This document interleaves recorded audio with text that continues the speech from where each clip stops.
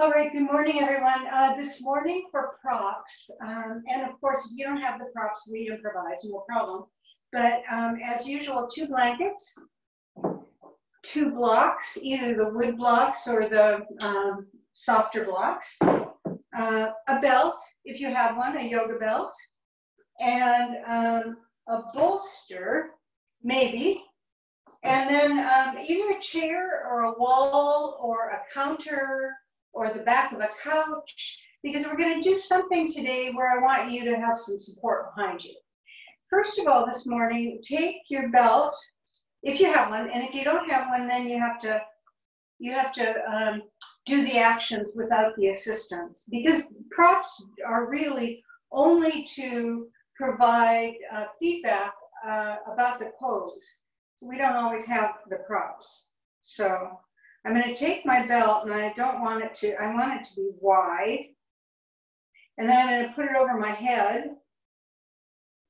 And I'm going to put it behind my sacrum and over my knees. So it's going to give me a sense of support through the sacrum into the lower body. So if you can see that from behind, it's right in the center of the sacrum. So here's my waist, here's the center of my sacrum. So that's the general idea. If you don't have a belt, that's okay too, because we will do all the actions that need to be done. So I've got my belt, and I feel really supported. Put your hands on your thighs for a minute and lift your chest up really strongly. And it isn't just your chest, it's your whole body is, the front body is lifting up and the back body is supporting that. So bring yourself to a really tall sitting position and take your hands out and to the side. And where they are kind of depends on your particular feeling this morning, but what you want to do is use your arms to engage your shoulder blades. So as you're lifting your chest, you turn your thumbs back toward the wall behind you, and you try to use that action to engage the shoulder blades more intelligently, inward and up, and then bring your hands together in prayer. Close your eyes, relax your face, soften your jaw. Now just be here, bring yourself to the present moment, right into this very second, and begin to not only seek, but create balance in this pose.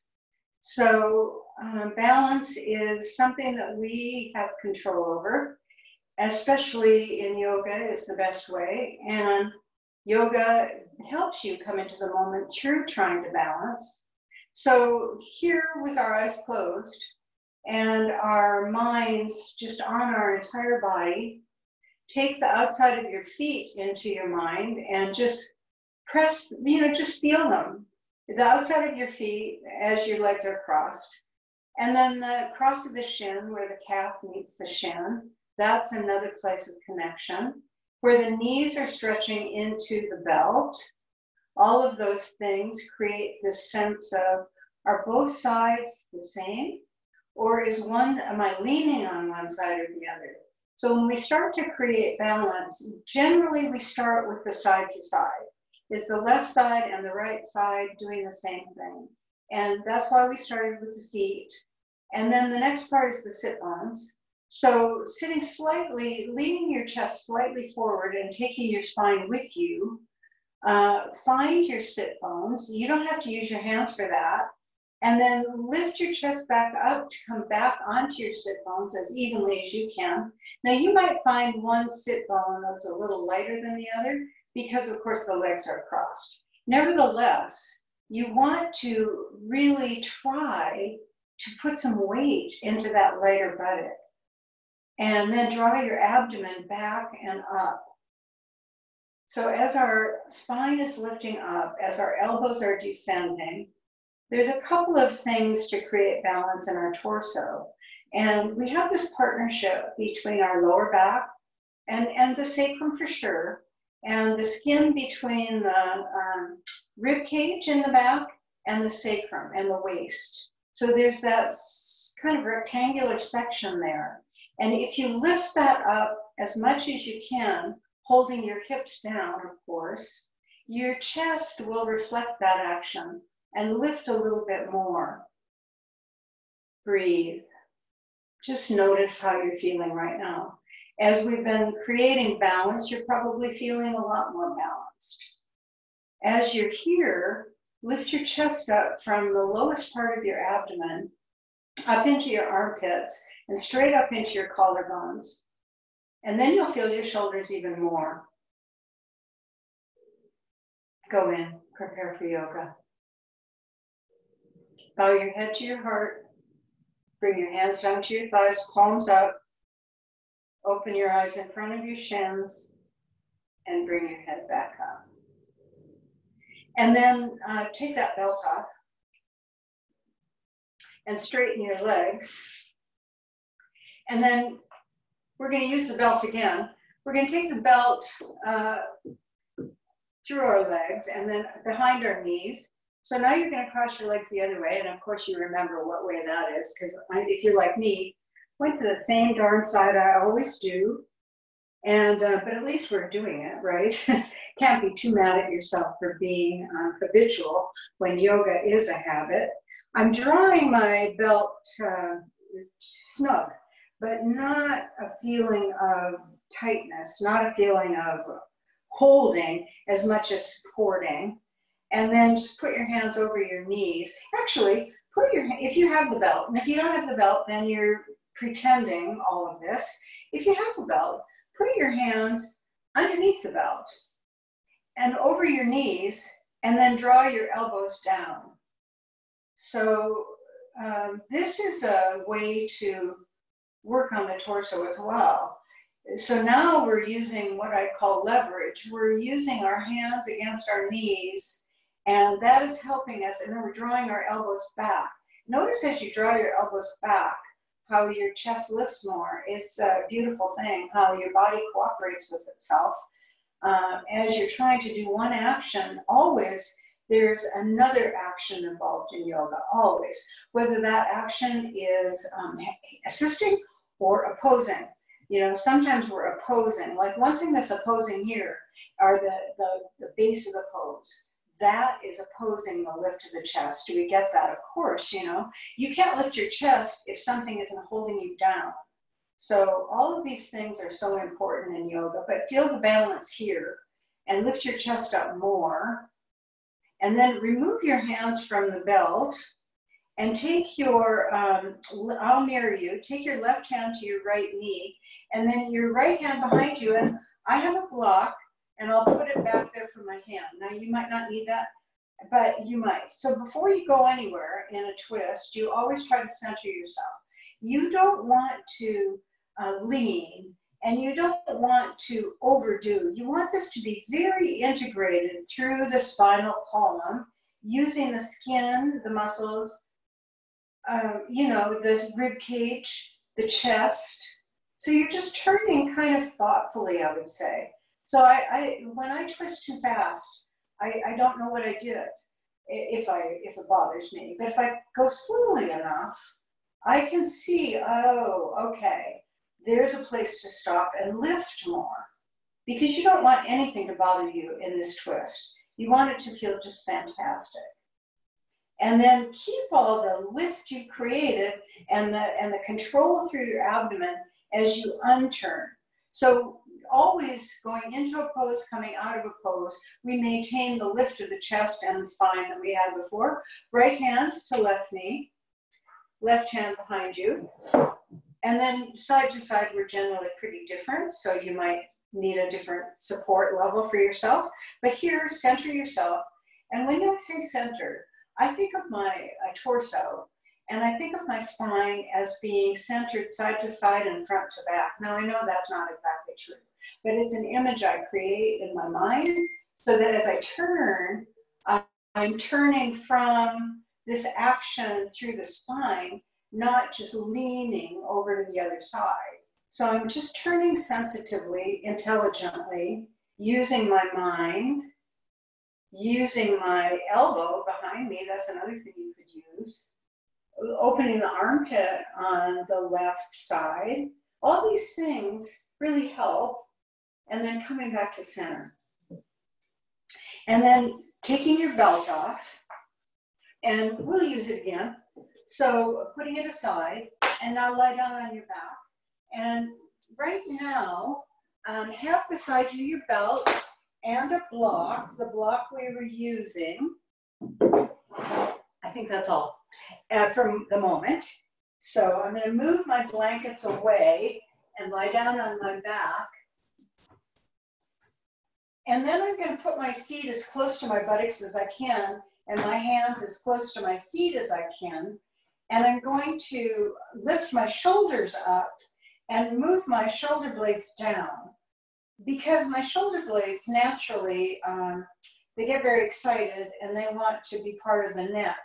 And I don't want that, so I'm not going to let that happen. And now I'm going to press my hands down, my forearms down, my upper arms down, and I'm going to broaden across my chest and breathe and breathe. And then bring your knees toward your chest. So you can hold over the shins or you can hold behind the knees. Either is just fine. And so you're just drawing your knees in. You're drawing your knees in. So now both feet are off the floor, but take your left foot and put it back on the floor and take your right hand to the outside of your right foot. And then, of course, everything changes in your torso, in your back body, and your knee. So what I want you to do is before you do anything else, come back to your left buttock and keep your left knee as much over your ankle as you can. Good luck on that. And then the right knee is coming to the outside of the right armpit. And then I want the foot to come right over that knee. So my whole thigh is moved over to the side of my right torso. And I'm going to pull down with my hand. So my hand is going to help pull my knee down, which is very interesting because you get all sorts of sensations. You get sensations in your hip, your groin, your side body, your sacrum, and all of that. I don't want you to feel too much in the groin. If you feel like the groin is too impacted, lift your foot back up. And then experiment a little bit with whether you could take your inner right foot and move it up a little bit, like levelize the foot differently. There's all sorts of things that might affect the groin. This is what practice does for us. It gives us a way to think about it. Now take your left leg and stretch it out and a couple of inches from the floor and just really extend that left leg as you're pulling the right knee down. And then if you can, and if you want to, you're going to take your left hand and reach for the big toe side of the foot. And so now you have two hands to press your thigh down, being careful of your groin, and then that left leg is still at attention, stretching out, the sole of the foot stretching away, and you're breathing, And then bend your left knee, put your foot on the floor, and release your right leg, and put the foot down. And then readjust your shoulders if you're like me, and then bring the left foot up and do the same on this side. Of course, I say do the same, but it will feel different if you're like me. So I'm reaching for my outside of my left foot, and I'm drawing my knee to the outside of my armpit on the left side. Of course, my right knee wants to just wander all over the place, but I'm going to try to stabilize that as well, because this is consciousness. This is not just action. This is action, consciousness, pose. So I'm going to draw my left foot down. I'm pressing it down, noticing the groin, also noticing the right buttock. Notice the right buttock. I had to just restore it back to the floor. It was leaving. Now I'm going to reach for my left foot with my right hand as well. You don't have to do that. Stretch your right leg out. Your right leg out a couple of inches from the floor. And really now you should feel the length of the quadricep on your right leg. and the length of your calf on your right leg. For your left leg, of course, it's all quadricep, isn't it? Quadricep, hip, groin. Pull that foot down, extend the right leg out. Breathe. Now I'm kind of on both buttocks. I feel like I'm balanced in this odd way. And then I'm going to bend my right knee, put the foot on the floor, release my left foot, put that down. And I'm going to go to the first side again, reach for the outside of the right foot, and I'm going to draw that down. So I am stretching my left leg out as I did before. I'm holding for a moment, both hands are holding the foot. That might not work for you. You know, you have to kind of be true to yourself. If that works, that's great. And I'm pulling. I'm pulling down and pushing down. And my quadricep on the right thigh, and the right quadricep is speaking to me, lovingly, I'm sure. Stretch through the left leg, but now I want you to bring the left leg up so that it's going to move toward the ceiling, and I want you to take your right foot over the left knee into a figure four. But for me on this side, I have to take my hand to my right thigh and push it away. I want to rotate the skin on the right thigh externally. So I'm pushing away and I'm trying to stay on my left buttock, and I'm breathing and my left leg is stretching up. So a lot of things are happening right now. You know, certainly hamstring on the left leg. Quadricep on the right leg feels pretty mushy. There's not a lot you can do to muscularize your right leg at this point. That's maybe okay. Bend your left knee, bring your left foot down, uncross your right leg. Now left side. So now we reach for the left foot. We reach for the foot with our right hand if we want to. We stretch our right leg out. We pull our left thigh down. So this is just, this is really a lot of hip work. I don't think you'll disagree with that. So I'm pressing through my right leg. I'm pulling my left thigh down. And then I'm just going to bring that right leg up. So there it is, stretching up. And now I'm going to take the left foot across the right knee into a figure four. And of course, you know, I didn't say this before, but on this side, I noticed it would be better for me to try to hold on to the back of my right thigh and press my elbow into my left knee, into my left thigh. On the other side, that wouldn't have helped me for a number of reasons. So, you know, each side is very different what it requires. I imagine much like children, you know, some children need support in one way, and the other child doesn't need that, but needs something else. So stretch up, I treat my poses like family. Stretch up with the right leg, press the left knee away. Now, bend the right knee, put the foot down, and then bring the left foot down. Now, roll over the side for a moment, and you're going to get a block, and you're going to get a belt. So my block, I don't know if you can see this, my block is upright, and I'm going to put my feet right around it. So I want my block toward the bottom edge of my sticky mat. So I'm going to put my feet around it, and then I'm going to do a few things now that I'm here, because what I notice is I'm a little sitting to the left. I don't know why I'm doing that, but I'm going to change that right now.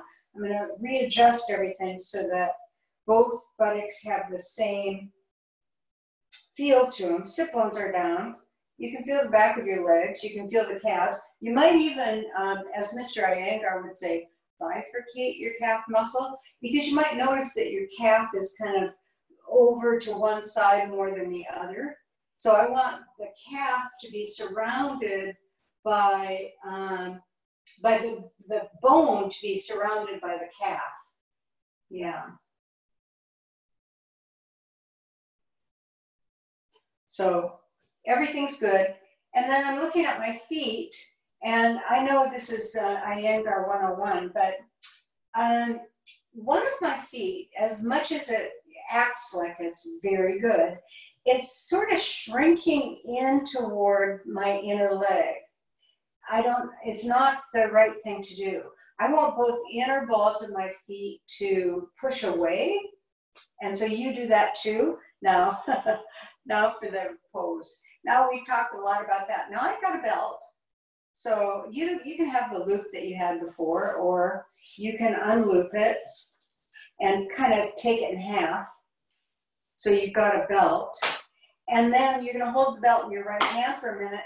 What you have to do now, and I know, undo what we've just done, so we'll have to redo, but you're going to pick your buttocks up and you're going to lie down on your back. And then you're going to try to restore. So I just hold my hands behind the back of my neck to see how my feet are doing now. So very good, very good. They're behaving themselves. And I'm going to put my head down and I'm going to take the belt. Now, now this is optional. I think we'll all like this, but you know, what if you don't? What if it bothers your shoulder? You'll stop. But if you can, you're going to take the belt in your hands and you're going to stretch your hands up overhead and you're going to try to tear that belt in half in the nicest possible way. You're really trying to use the tension of the belt to create length in your arms and awareness in your shoulders, okay? And then keep your legs down and keep your feet surrounding that block and take your arms over your head, stretching that belt away from your feet. So now take your belt as far away from your feet as you can. Imagine that your feet, the soles of your feet were broad and awake, you know, conscious. And that your calves were conscious and that your buttocks were conscious. And then stretch out through your arms into that belt and stretch the belt away from your feet. So you're going to feel probably a lot of opening through the armpit, which is definitely what we want. But notice your neck too. If your neck is bothering you, then come back up a little bit. So everybody come back up. Everybody come back up. Stretch the belt, then take the belt over your head again. Now, the action I'm doing, this is a balancing thing. Now I'm balancing between my lower body and my upper body. I want my lower body to stabilize, really press my thighs down to stabilize my lower body. And that will allow my upper body to act differently. So now my upper body is going to stretch away from all that. I'm taking my belt back down and I'm stretching. This is, of course, Supta Tadasana. You know, we are in Tadasana. And this should feel good on your back. And then bring your belt, hands back up, remove the belt, and then just, the block doesn't need to be there right now, but if it is, you know, for me, I'm just moving it out of the way. And now I want you to take your right knee into your chest. So bring your right knee as close to your chest as you can without creating stress, of course. And hold the right knee with your left hand. And then take your right arm out from your shoulders, palm up on your right hand. Armpit on your right side should feel open. Now you're going to take your right knee across the left leg and you're going to come onto your left hip. And then you're not bringing your knee down to the floor. I mean, that wouldn't serve you. What you should do is take your right hip away from your right waist. You should lengthen through the right side of your torso and then twist a little more. See, now I'm fully on my left hip, and I would say my knee is a long distance away from the floor because I'm more interested in my right side, my right armpit. And breathe. And breathe into this twist. This is a really nice twist. And then come back up with your right knee and squeeze it back into your chest. And then take your right leg out and bring your left knee in. So now we're going to hold the left knee as close to your torso as you can. The right leg, of course, is stretching away. Hold the left knee with your right hand. Take your left arm to the side, palm up. Breathe. So now, before we go, I'm going to keep my face looking at the ceiling and my armpit and my shoulder blade on the left side completely open and stable as I take my left knee across the right, and then I just test the waters here. But right away, I feel like I could benefit from taking my left outer hip and moving it away from my waist. You'll see that that's possible. And breathe. And then once I've done that, then I'm going to come more onto the right hip. So I'm coming more onto my right hip. But I'm not bringing my left knee down. That doesn't need to happen. And then I'm coming back to center. And then squeeze both knees into your chest as best you can and roll over to the side and come to your hands and knees. So hands and knees now.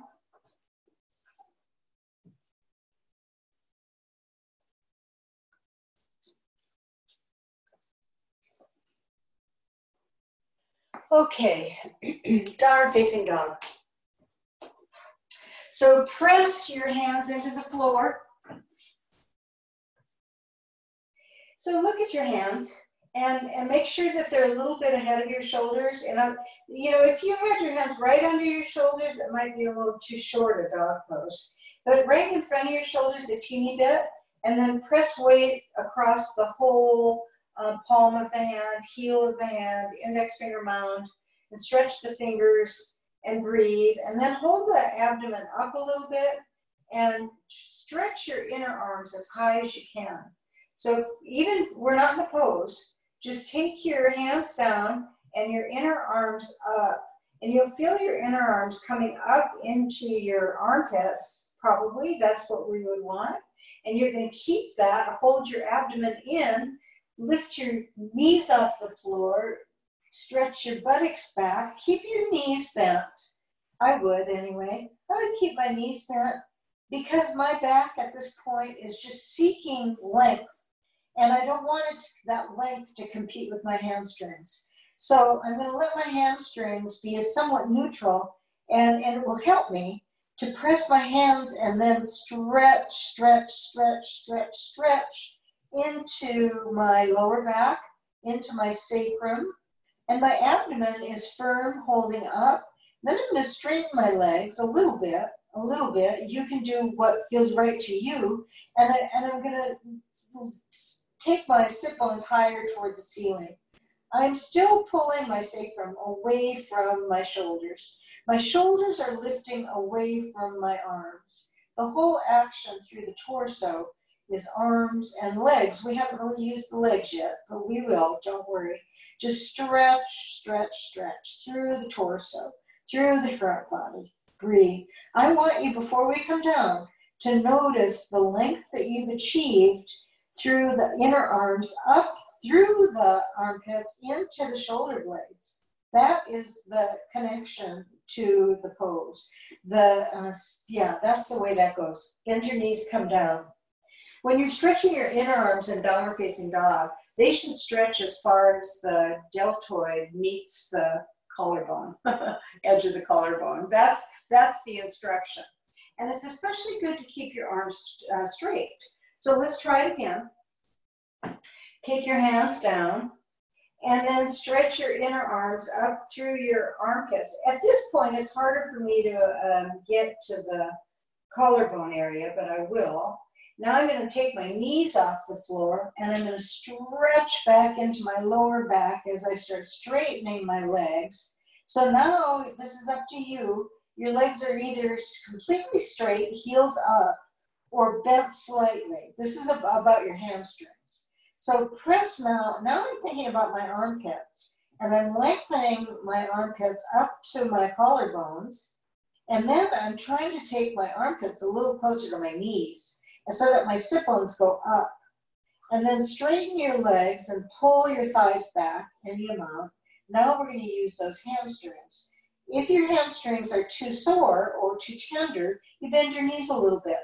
We don't ever want to get our hamstrings mad at us. Stretch your side body as long as you can. Sit bones up, armpits toward the knees. Head, well, Your head can be released down, or you can put your ears between your upper arms, whatever works for you.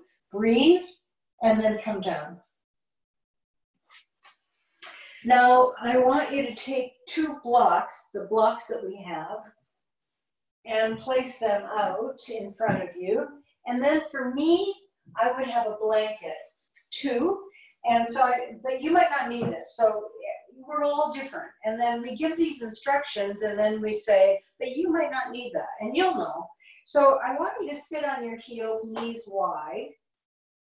And I want to come into child's pose. So my hands are going to be on the blocks, and my head is going to be on the blanket, and then I'm going to use the softness. So in this, my hands are really soft now. I'm not pressing or anything. I'm connecting. I'm connecting my hands to the block, and both blocks, and I'm just using the action of the skin against the block to sort of ask for more length on the side body. So my hands are very stable, and so it's my lower back that's going to have to lengthen. And I'm going to breathe. So this is one way to do child's pose, especially if your shoulders ever bother you. This is a good one. But it's also good for your back. You'll probably notice your back feels longer and less bunchy.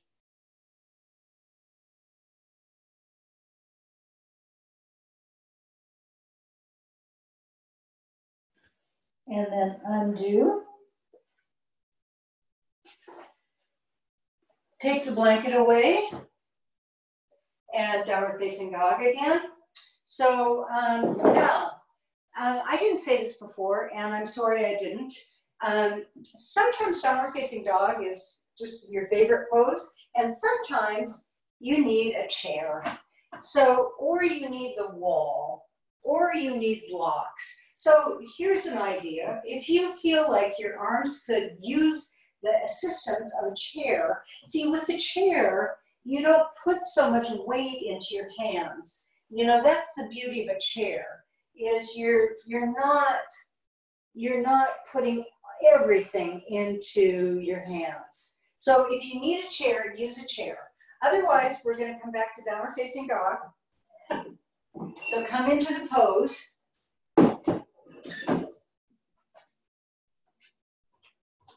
Beautiful. Good. Good, good.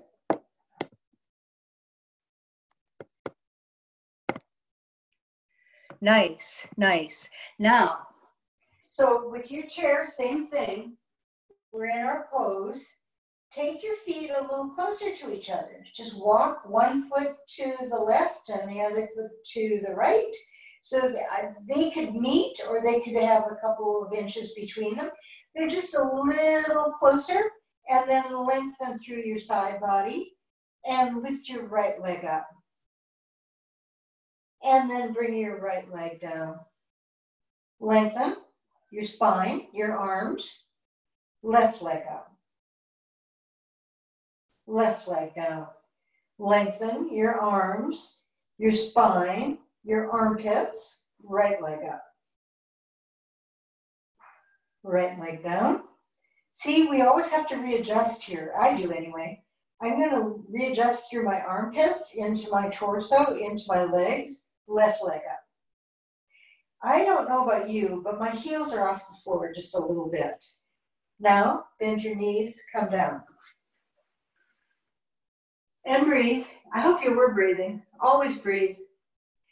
So if you had a chair, that's nice. You know, you get all the same action. You get all the same action. Now let's stand up, and we've got a block and a belt. So we're going to take our block, and we're going to, guess what? I bet you know what we're going to do. I'm trying to find the right spot for my camera, which is what I'm moving around here. I don't know if this will be good or bad, you know? Hard to know. Better. Okay. So I have got my block, and I'm going to put it between my feet. You know, when we were lying down, our block was at the high level, but now it's at the second level. And you know, it'll look very familiar to you because it's the way it was when it was at the high level and you were lying down. Oops, what did I do with my belt? Okay, get your belt.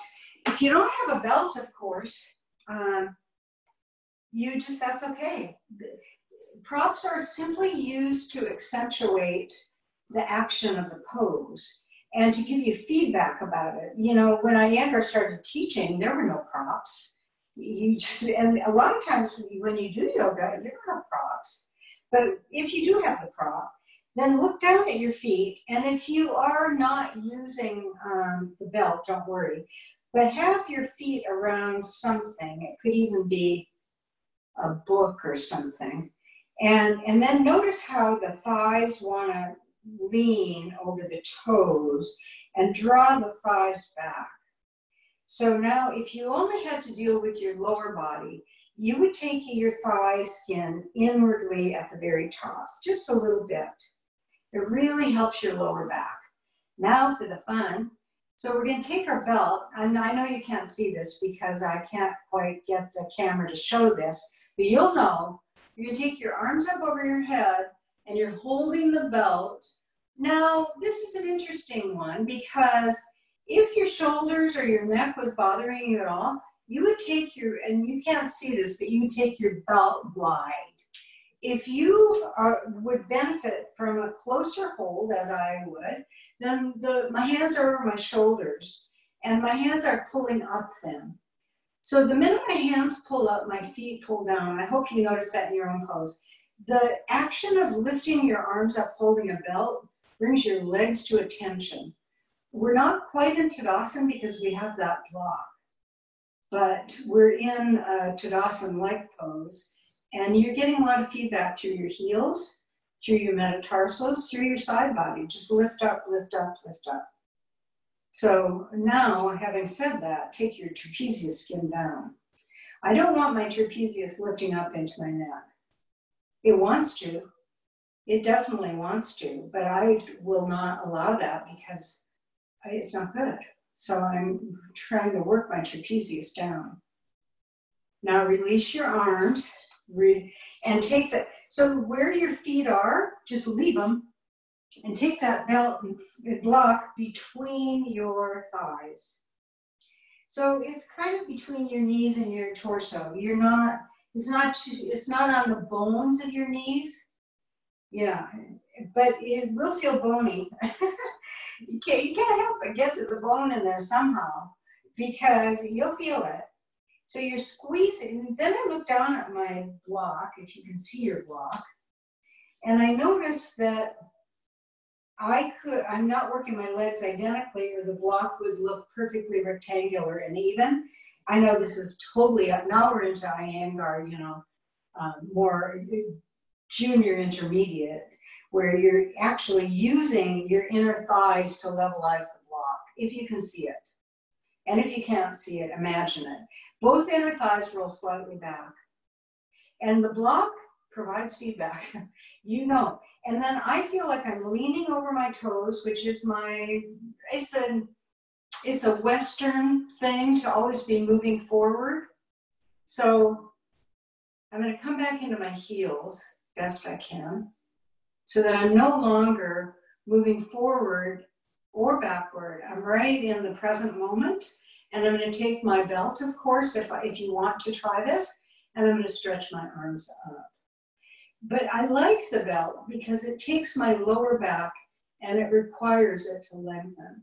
I mean, so think of the skin on your back body between your waist and your ribs and lengthen that skin and lift your chest up and breathe and breathe. And then bring your arms down. So this is a good teacher. A really good teacher, I think, is the block. So we're going to take the block away. Now for that wall we were talking about, or some surface that you could use for support. So I do have a wall, and I'm going to use it because I want you to use it. So, but if you didn't have a wall, you might have a counter. You might have a counter. You might have the back of a couch. Or if you need, you might have a chair. And the chair then would be used differently. But you could have a chair. So all I'm saying is I want you to support. I guess you get that message. And so we're going to stand with our left side to the wall, or the couch or the counter. So you're going to see that the wall is, I'm not leaning on it, it's just there. And I'm going to be in Tadasana. So I want to really use this moment to be in my best Tadasana. And for me, that requires the inner thighs to slightly roll back at the top and lift my chest up as much as I can. Now, I'm going to turn my right foot out.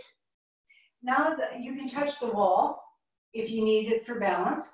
And I'm going to bring my right knee up, and I'm going to grab for my ankle, and I'm going to put my foot on the inside of my thigh for tree pose. And then my left hand is going to go up. So this is why the wall is nice. If you don't have a wall, but you're using a counter, just keep your hand on the counter.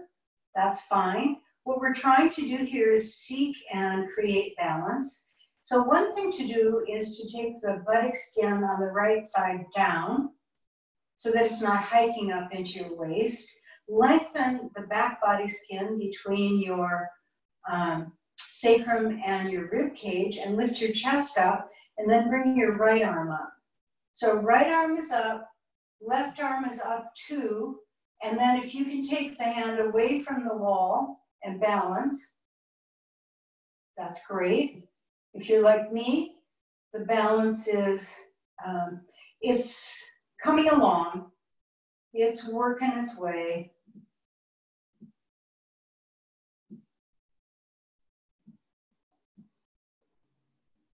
And then bring your right hand down, release the foot, and then turn around.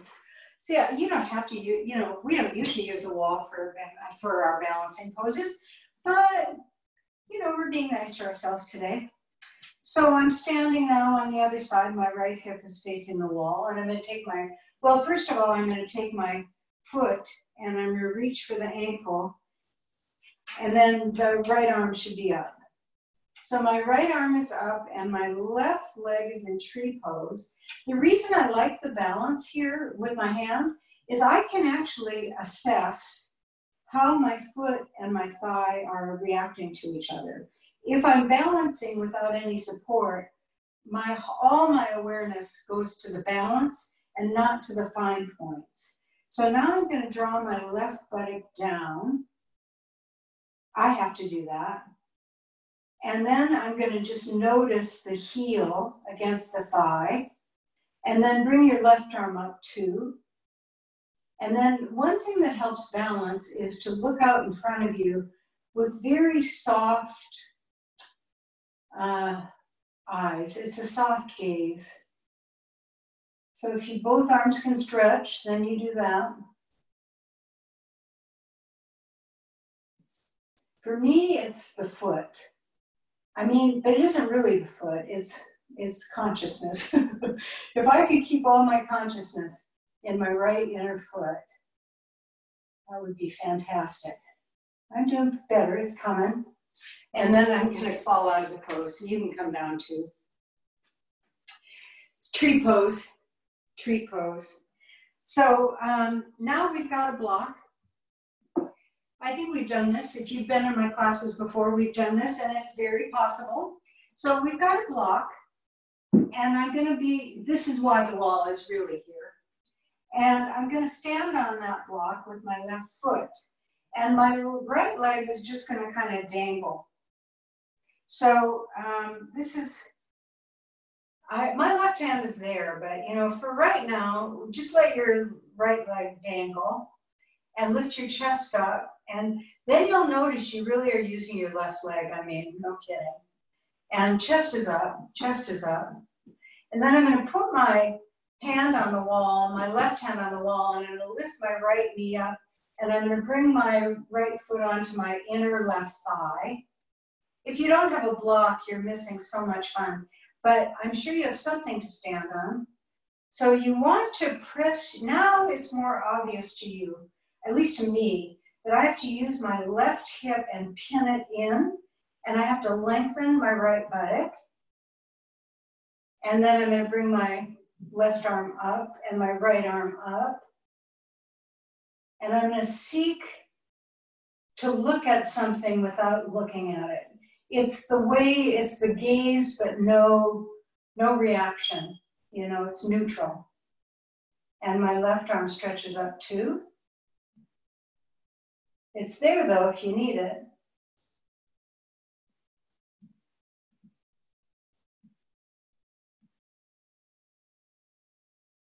And then undo. So you take your right leg and you release it down. So it was doable, right? We did it. Other side. So now we're going to turn to the other side and we're going to put our right foot on it. The thing that's interesting about using a block is you really see how even your foot is not. You know, when it's on a block, it has to be even. So that helps. And I've got my right hand for support if I need it. But my left leg is just kind of dangling. And what I notice is my right hip, it would like to just kind of collapse over to the right side. But architecturally, for my body, that would be a mistake. I want to hold my right outer hip in, inwardly pinning it. And then you're going to bring your left knee up, reach for the ankle, put the foot on the inside of the foot. So the left foot on the inside of the right thigh, sorry. And then descend the left buttock. Bring your right arm up so it's on the wall. And then, so for me, the balance here really comes a lot from pinning the hips toward each other. And then lift your left arm up and breathe. And if you can take your right hand away and balance.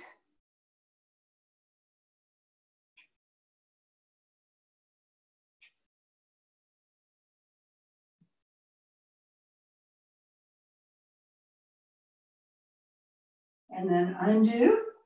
Bring your foot off your leg, down. Step off the block. One thing Iyengar said about balance is the beautiful thing about balance is it brings you into the present moment like none other. Once you're trying to balance, you can't think of anything else, and especially if you're on a block, right? Okay, so now I still have the wall, and I'm gonna have a block, and I might or might not need it. I will need it at some point, but maybe not right now. So I'm gonna step my feet wide. So my buttocks are on the wall. Obviously my feet are not, and I'm going to stretch my arms.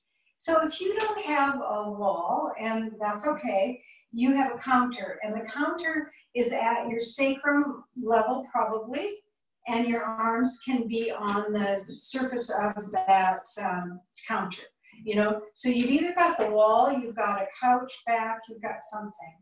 And you're going to keep your arms stretching. Palms can be forward for a second, and you're going to take your left heel out, and you're going to take your right leg 90. So now, I don't know about you, but my left buttock is not on the wall, but my right buttock is too much on the wall. So that's okay. I mean, we have to be realistic. I'm going to look toward my right leg now. This is the interesting thing. My right leg is really not coming out of my hip. It's like my hip is moving away from my leg. So now I'm going to move my hip forward so that my hip and my outer leg are more in a line, and then I'm going to have to do more with this back leg. So if you think about this pose, the right leg is rotating to the right, the left leg is rotating to the left. And then stretch your arms and extend out and bring your hand to the shin for Trikonasana. So I know it's not as deep a pose maybe. So you might want to go deeper. You might. And you're breathing. And you're breathing.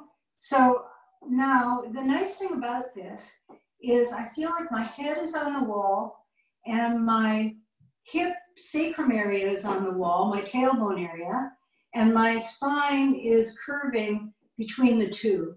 That's correct. Breathe. And then come up, turn your feet towards center, go the other way. The minute I go the other way, of course, I've kind of changed the dynamic of the balance of my body.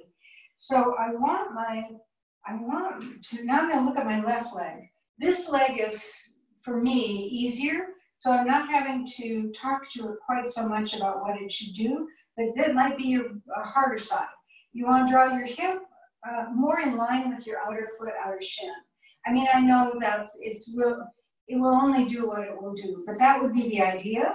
And then the other leg rotates to the right. So the left thigh rotating to the left, the right thigh rotating to the right, arms are up, extend your left arm out and down, right arm up. So breathing, and using the wall. So you can put your head, if your left buttock is on the wall, if your left outer hip is on the wall, then your head is on the wall, and your hand is on the wall, not your shoulder, and you're rotating your chest, and you're breathing, and you're breathing.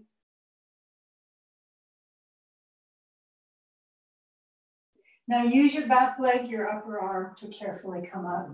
Turn your feet towards center. And now either using the wall or the couch or the counter. If you're using the wall, you put your hands on the wall, step your feet back for a right angle pose. If you're at the counter, you put your hands on the counter. You could use something. You want to feel like you are supported, and then lengthen your torso. So you're in a right angle pose, hips are over the heels as much as you can.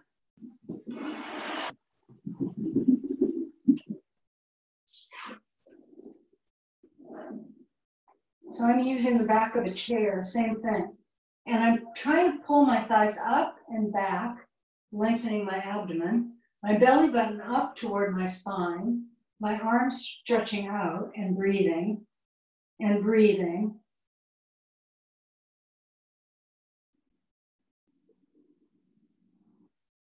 Now bend your knees, carefully step forward and come up. And then we're going to go back to our wall or our counter or whatever. This time, we're going to have a block available. I'm going to move my sticky mat a little bit because of where my head is going to be. I don't want my head going into the Buddha. So we're going to step our feet wide. And then maybe your foot will be to the back edge of your sticky mat. And then your arms are going to stretch. Your left heel stretches out, your right leg 90, rotating the thighs. So the thighs rotate away from each other, but they're both doing an external rotation. That's the most standing poses, many standing poses are like this. This is Trikonasana. So I'm going to extend out and bring my hand down to my shin and lengthen my chest away from, so my legs are the stable part of this pose. My legs, my feet, my hips, everything is squeezing inward, very stable, and my torso likes that. My torso reflects the stability of my legs by stretching further forward. Always in Trikonasana, lead with your heart, lead with your chest. Now, so I'm going to bend my right knee, and I've got this block, and I'm going to put my hand on the block, and I'm going to take my left leg up into Ardha Chandrasana, and my arm is up. So I'm leaning, really, my right hip is what's against the wall, my head, and my left hand, and my left foot. So, finding something for balance. and stretching your left leg away from your torso and lifting your chest and breathing and breathing. And then you're going to bend your right knee and bring your left foot down and come back up. So I know that when you're against the wall, it has advantages, and then at the same time, when you come out of it, it doesn't feel quite as elegant. So now my block moves to the other side, and I straight, same idea. So I'm going to take my right heel, move it out, my left leg 90. And then I look at my left leg, which is, as usual, the good leg. It's doing what I want. My back leg, though, is so important. My back leg is just, oh, it's really holding the pose. So I'm pushing into my back leg as I come into the pose. And the pose grows. At least for me, it does. I've always been cautious to not come down too fast, because I want to lengthen not only my spine, but in this case, my left torso. So, you know, we're doing our best. So I'm in Trikonasana. I'm feeling like I'm in a triangle. And then I'm going to bend, so I have to kind of undo that for a minute, bend my left knee. I almost have to move my foot out a little bit. I bring my hand to the block, and my right leg comes up. So right leg comes up, right arm comes up. Ardha Chandrasana, half moon pose. We've been having that super moon. So that's been quite gorgeous. But this is half moon. And just really stretch through your right leg, away from your torso. My head is resting, my left buttock is resting, my right hand, my right shoulder is kind of there too. Depends on what it is for you, my right foot. Breathe.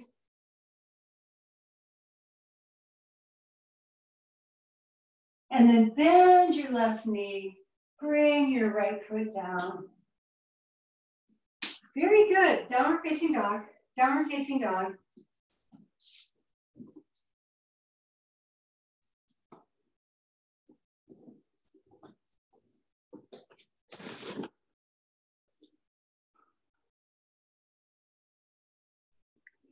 Downward facing dog is a familiar pose to us, and I'm looking at your poses now. So you look nice. So for everybody, bend your knees a little bit. Bend your knees, yeah. Then just push. A lot of this is your shoulders lifting up. If you can lift your shoulders up away from your hands a little bit. Yes, yes, yes, yes. That lengthens your back. Very good, very good. Yeah, nice, nice. Side body long, side body long.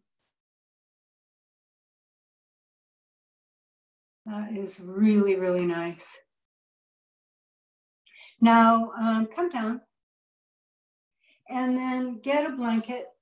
So we have the blanket we used before. Now I don't want to be against the wall now. So I'm going to move my sticky mat away from the wall. The wall is so great, but then sometimes it's in your way. So we don't want it to be in our way. I'm going to move my sticky mat back.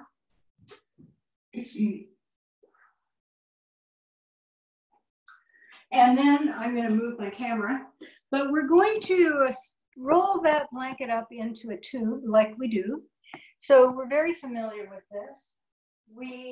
This is one way to open your back and to safely and with a lot of awareness. So I'm creating a tube for my shoulders, essentially. Going to be my shoulders. And then I'm not going to worry about a block between my feet right now, but I'm going to keep that idea in my mind as I lie down. So I don't know if you can see me now. Yes, you can. Okay, so my shoulders go on I'm holding the back of my head. To me, that's the best thing to do. Hold the back of your head, look at your legs, your feet, and just make sure they look the same. You know, that both feet are doing the same thing and they're in the center of your torso. And then you lengthen your neck and put your head down. This is where you decide whether you need a blanket or not, for your head, that is. The blanket under your chest is lifting. You'll feel it. And then bring your arms up over your head. The minute you bring your arms up over your head, stretching toward the ceiling, palms facing each other, press your thighs down. So allow your thighs, the back of your thighs, to ground you, and the quadriceps to push down into the hamstrings. So the legs are very active.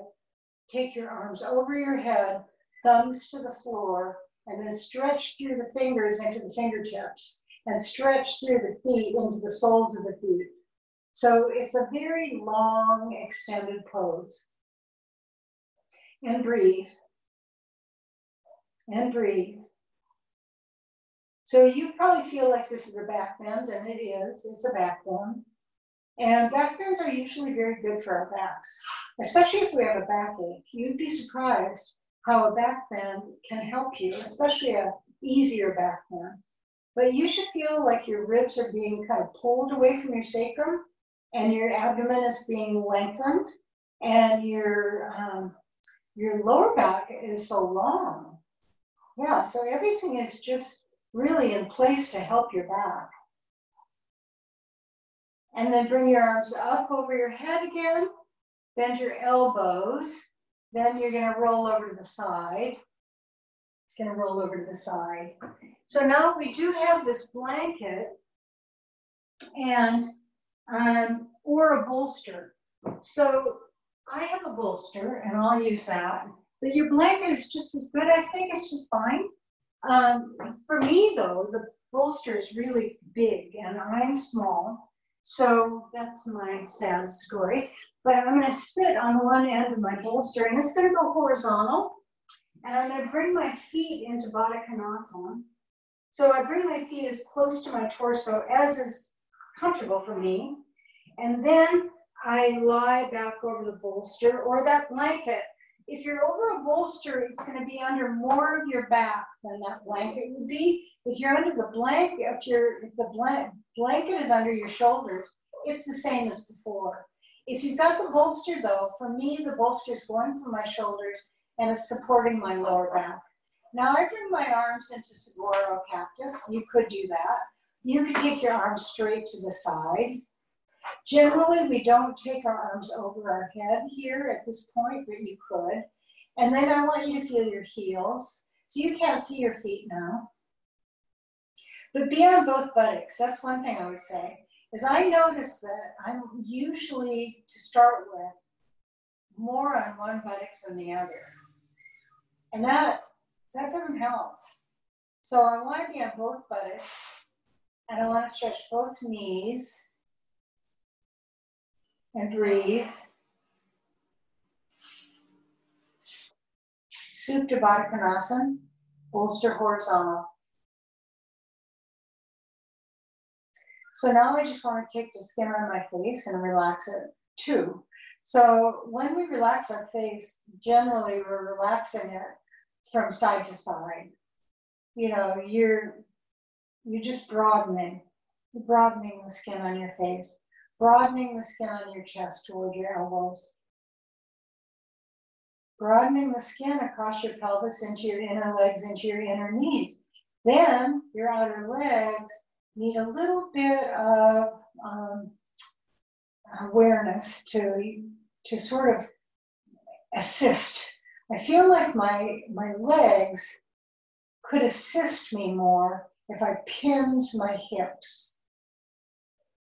But I'm doing my best, and I'm sure you are too.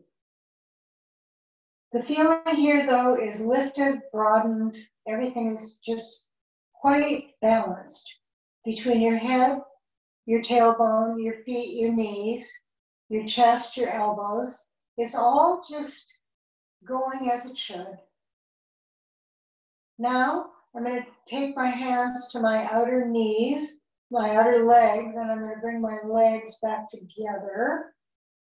And then I'm going to roll over onto my right side and I'm going to come up. So that's a back bend. You should feel the back bend feeling. Now I've got my bolster, and you're going to need either a bolster and a blanket, or you're going to need maybe 2 blankets and create a bolster out of one of them. But my bolster is going to be horizontal as it was, and my other blanket, before I had it rolled up, but I don't really want to roll it up. What I want to do is I want to create a narrow fold. So right now I'm at what we call headstand size, and then I'm going to take my bolster, my blanket, and I'm going to fold it into thirds. So it's essentially now narrow and a little thicker, and I'm going to put it over this bolster.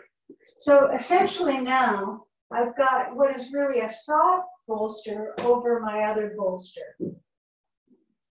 And the pose we're going to do is we're going to do it in a supported way, but it's called now that I'm saying it, it's called Viparita Dandasana.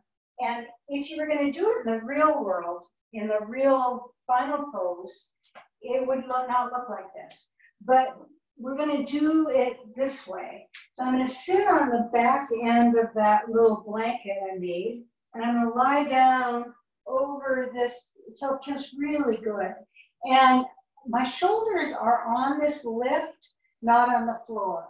My head's on the floor, my neck is not. Okay, you don't want your neck on the floor. And then you're going to straighten your legs one by one. And when you do that, you may find that you need to scoot either towards your head side. I do, just a little bit. I don't want to bring my shoulders down. My shoulders are not touching. My head is touching.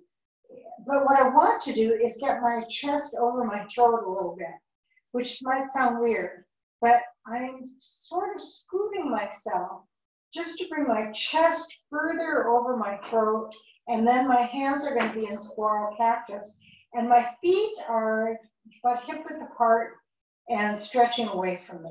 I'm not worrying about my feet, but I'm using them to lengthen my legs. So I want my legs to be long and my chest to be way uplifted.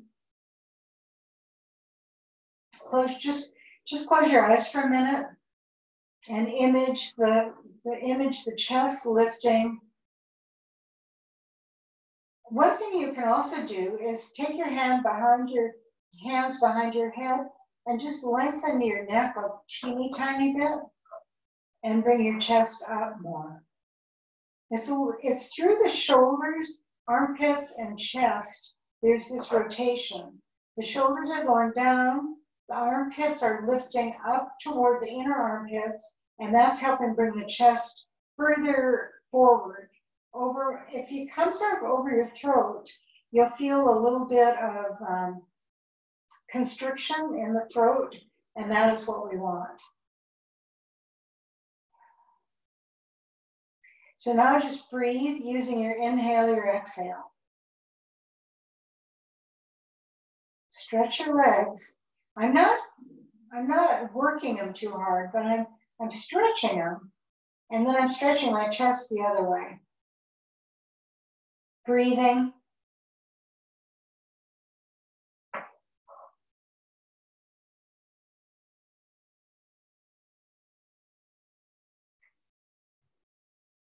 Now, bend your knees, put your feet on the floor, and keep your chest moving over your throat.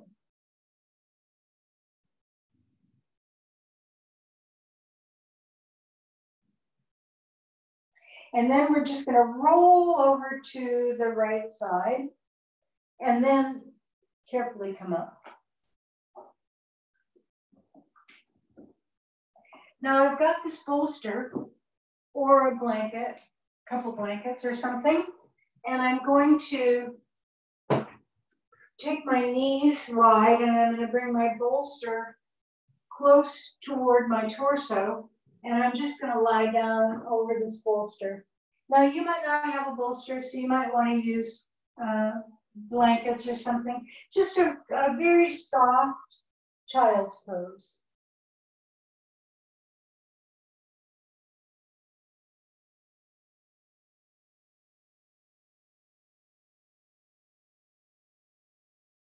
And then come up. And now, the next pose, if you would like to do a shoulder stand, now is the time to do a shoulder stand. You can do a regular shoulder stand, you could do shoulder stand with a chair. That is just fine. So go do that right now. The rest of us, though, that might not have those props, or we might not do a traditional shoulder stand, are going to do a Sechabanda pose. So we're going to take our block, and you know, we're going to make this into shoulder stand. So don't worry if you don't want to do regular shoulder stand. But if you do, go get your props and get it all organized and get going.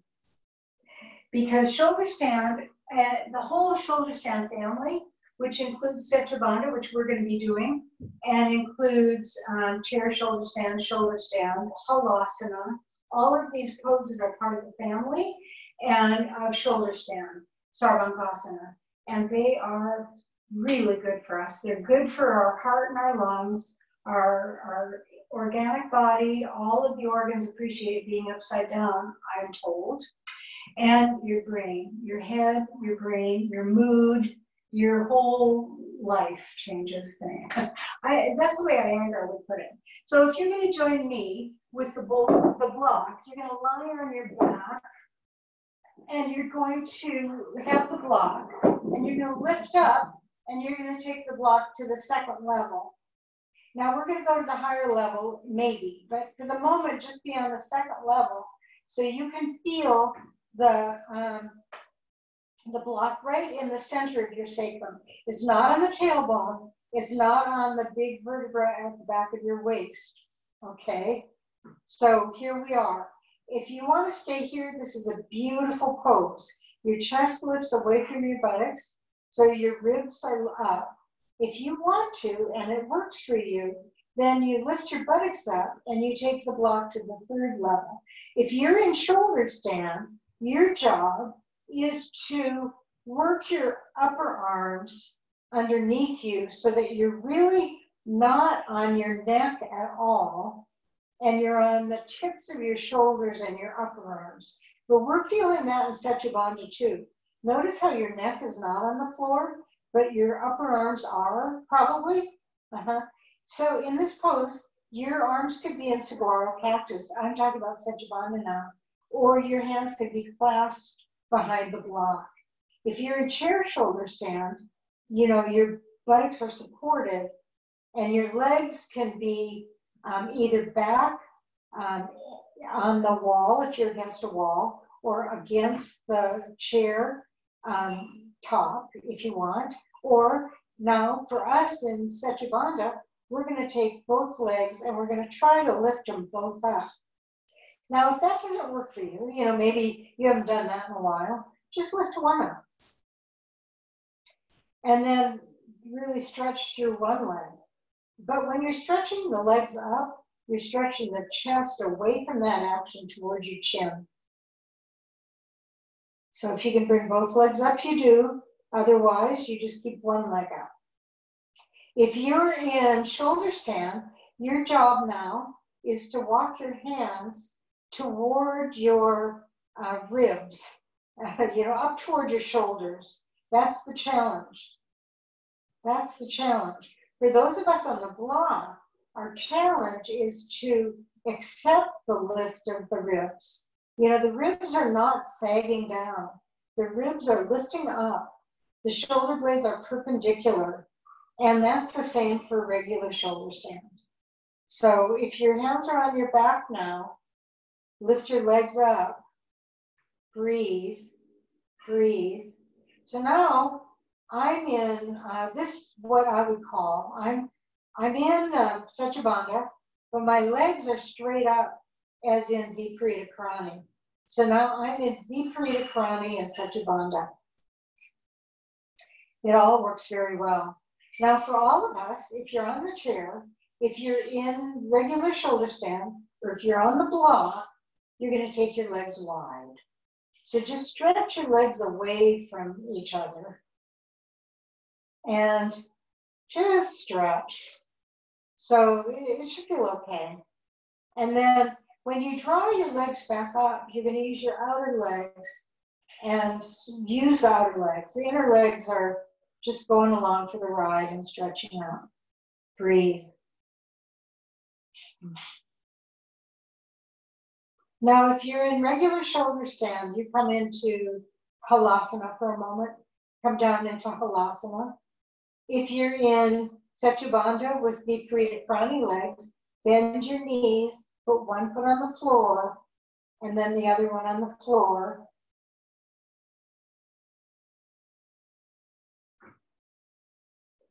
If you're on the chair, you're going to start coming down.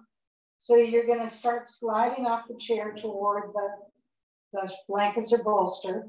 Now, for those of us in Setu we're going to lift our buttocks up, and we're going to take the block to that, back to that second level. Or if you stayed on the second level, which is equally nice, I'm sure, you move it down to the first level. So we're just kind of there. And when you're there, you just rest the contents of your abdomen. Just rest everything on the sacrum. If you're coming down from shoulder stand, then you're just on your back now, knees bent. And then you scoot off your lift so that your shoulders come off the lift, but your chest remains. If you're in chair shoulder stand, you come off of the bolster with your buttocks and you can rest your legs.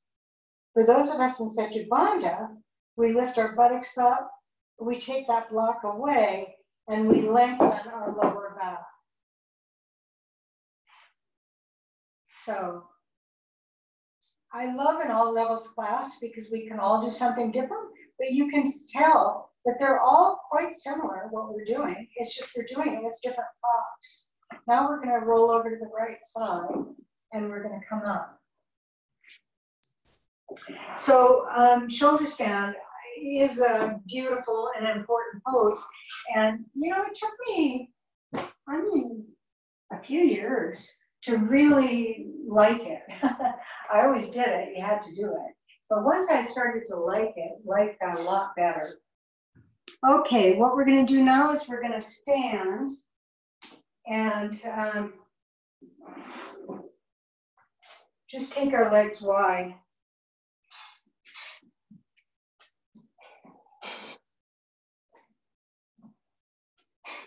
Now, how wide is just up to you. But I want you to feel like your outer legs are strong from the outer hips down into the heels. So you're taking the outer hips down, and then the inner legs kind of press into the outer legs as the outer leg. It's a push-pull always. The inner legs are stretchy and pushing toward the outer legs. The outer legs are pushing in and down. And then hands on the hips. Lift your chest up as much as you can, and then come halfway down and put your hands down on the floor. And then, so now you're on your feet and your hands, and just take your hands out in front of you into a dog pose hands. So dog pose hands, prasarita legs, prasarita padottanasana in the legs. But you can get quite a bit of length in your spine here. And it's not a lot of weight into your arms, which is why we like this. And breathe, and breathe.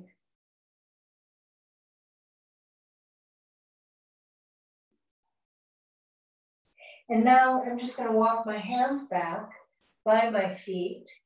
If I can, I'm going to bring my hands off the floor. Otherwise, I'm bringing my legs in. But if I can, I'm doing this. And then heel toe, and then come back. And sit now in wide legs. So we're going to sit in Viparita Dandasana, but I don't mean that. I mean Upadista Konasana. And, you might need a blanket underneath your buttocks. Why would you ever need a blanket underneath your buttocks? You would need a blanket underneath your buttocks if your back was doing this. See, sometimes we need a blanket to lift our front body up. So for me, I don't, because it really depends on the flexibility of your hamstrings. So now I'm in Upavista Konasana, and I'm going to take my calves, my thigh skin, and I'm just kind of rolling the skin to the outside a little bit. And then I'm just going to look at my calves and try. Yeah, I never really thought that you think of the bone as the center, and he said the calf skin as wings. And he said the wings should spread evenly. So I take that kind of to heart, and I try to get my calves even. Yeah. Your feet should be upright. Your toes should be stretching toward the ceiling. If you're like me, I'm trying to feel consciousness in my feet, in the back of my legs, and then I'm going to take my hands behind me.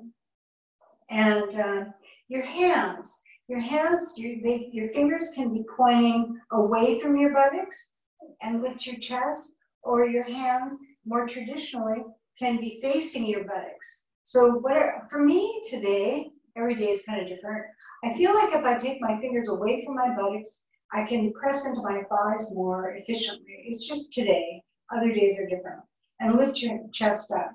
Now, I hope you feel really balanced and even through the legs and the side body of the torso. But now we're going to use the legs for balance.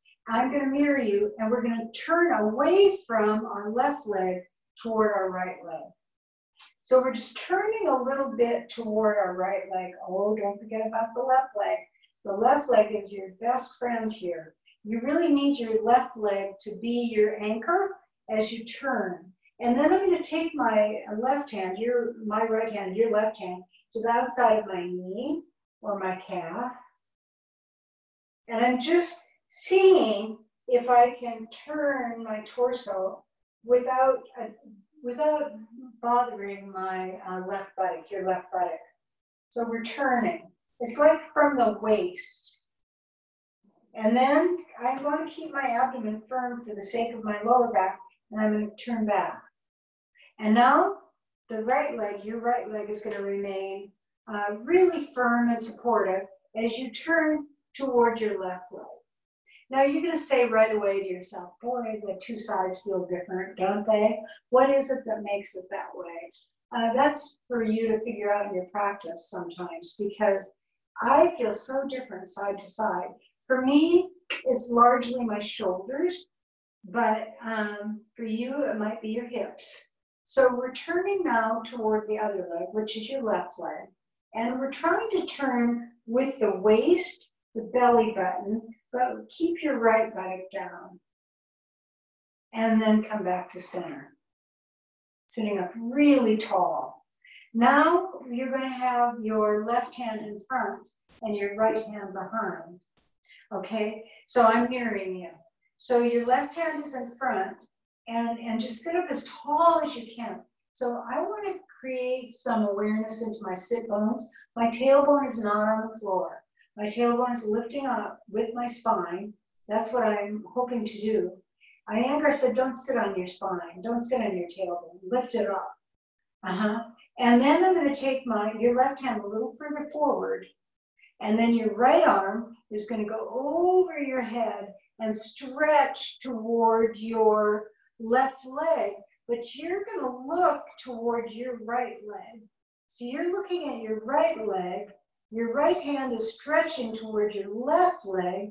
Your legs are completely balanced as if nothing else is happening. You know, the legs are just, well, I'm just doing what I'm supposed to do. That's correct. And I'm just really feeling the length on the right side body, your right side body. And then undo. That's a pose, this is a pose that I learned from Roger Cole, and it's for the lower back. So now your right hand is in front, your left hand is behind, and I always have to, now that I'm changing sides, I have to ask myself if my legs are now the way they were before. And they are, but I had to ask, you know, are we still good? And then I'm going to take your right hand a little further forward and your left hand over your head as you look at your left foot, your left leg, but your left arm stretches toward your right foot, toward your right leg. It's all in the side body. And you're just feeling the beauty of that, really, because you've got all this support for it. Where's the support coming from? The legs,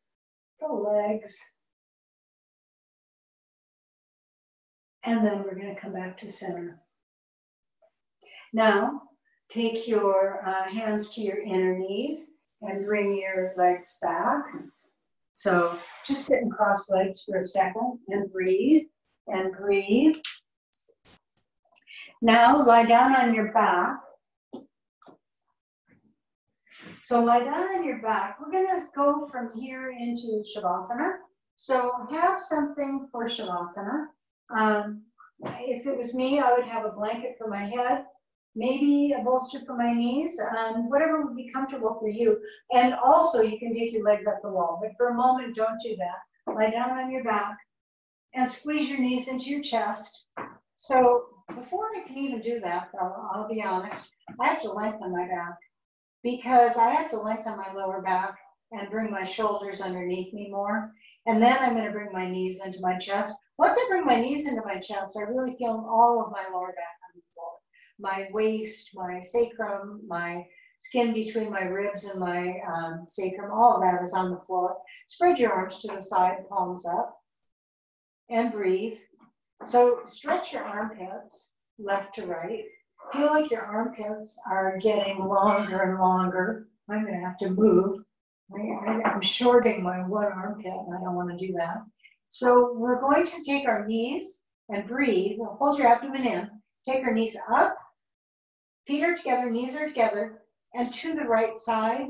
But your left shoulder, your face faces the ceiling. Your left shoulder stays down. Your left armpit stays open. And you're feeling this through the abdomen.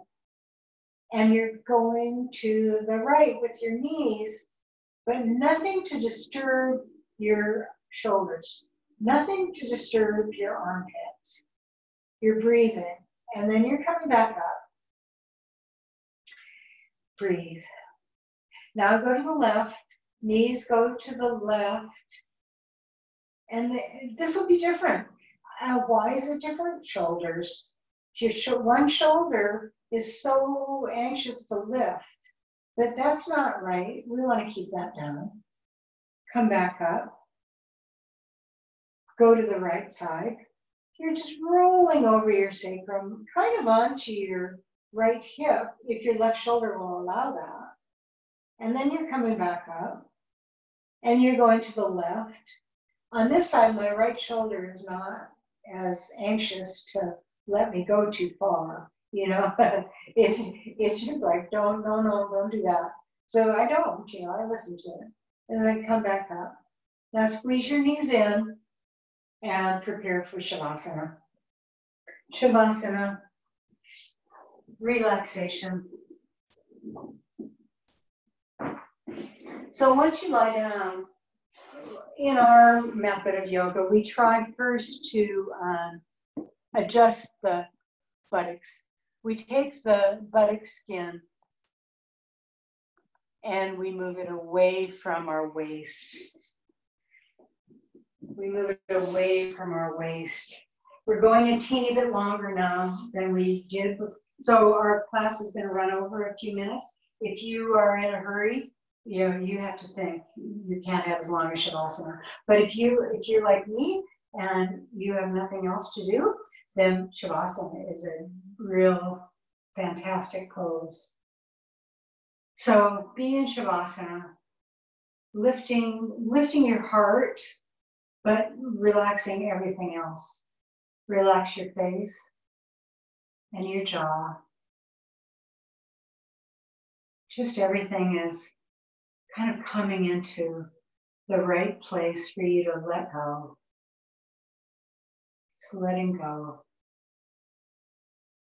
Just allowing the skin on your front body to broaden from center sideways. Center of your chest towards your elbows, towards your wrists, towards your hands, but just soft. Skin across your rib cage, center sideways, draping. The front body skin is draping. The back body skin is puddling. It's kind of creates a nice, soft mattress for the bones, the flesh, the muscles of your whole body to relax down into. So we want to take this opportunity to thank our backs. I thank our back of our legs. Thank our calves. It's creating this bed for us to lie down onto. Just spreading your consciousness from the top of your head to the soles of your feet. Shavasana gives us this opportunity to disperse our consciousness throughout our whole body. And that is the goal of yoga. That is always the goal of yoga. Breathing, breathing. The breath, so soft. The inhale is really soft. And then the exhalation is even softer. So feel like your exhalation is just easy. And then you begin the inhalation. So bringing your awareness to your breath is always bringing your awareness to your consciousness. Iyengar said, and I'm sure from everything I've ever known about my body and about science too, is the more you can relax, the softer you can get, the more your face can relax, then your breath starts relaxing and you're more aware of it. Your inhalation and your exhalation. And the importance of it, but how much it can nourish you without being too deep. Sometimes, if you're running, your breath is going to be very deep. But now it's shallow. Just shallow and just doing what's necessary. Just spreading the energy from the left to the right, from the top to the bottom. Just everything in its place, everything balanced, everything perfect.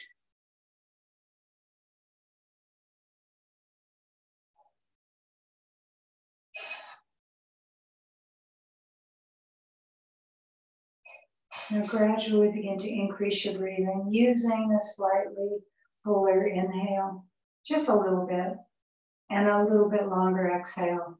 It's not much, just a little bit. And then again, another soft inhale and another soft exhale. Your breath is now starting to come back to normal a little bit. Place your hands on your abdomen and thank your body. And when you can and you're ready, you're just going to roll over onto the right side, rest with your arm, with your head on your arm. Just be there for a moment. Because we don't want to come up so fast that we lose this consciousness that we've created. So now when you do come up and you're ready to come up, you're going to use the strength of your arms, push with your hands, look down at the floor, carefully lift yourself up, and then come back to a sitting position.